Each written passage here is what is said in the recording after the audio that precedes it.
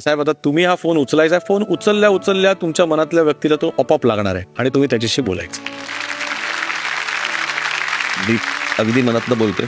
मला काही या गोष्टी पुट ऑन नाही आहेत आणि मला ते कृत्रिमरित्या मला ती गोष्ट करता येत नाही. पण तुम्ही हे मला ह्या गोष्टीची संधी दिली आहे म्हणून मी ती गोष्ट करू इच्छितो, फोन लावू इच्छितो किंवा मी त्यांच्याशी बोलू इच्छितो. मला छत्रपती शिवाजी महाराजांशी बोलायचं.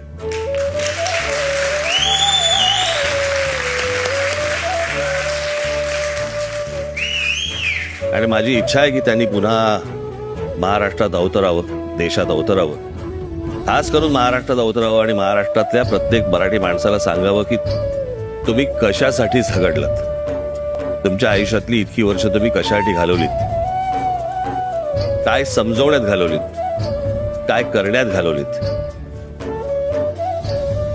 औरंगजेबासारखा बादशाह तुमचे विचार मारण्यासाठी 27 वर्ष इथे महाराष्ट्रामध्ये राहिला आणि मेला.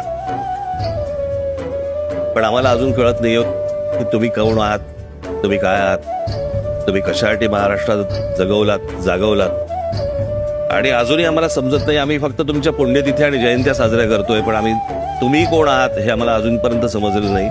आणि म्हणून महाराष्ट्राची सध्याची आत्ताची परिस्थिती जी सगळी आजूबाजूला दिसतेय ती आम्ही तुम्हाला हरवलोय आणि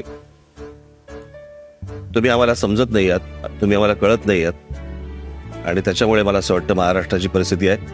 माझी विनंती आहे पुन्हा एकदा या.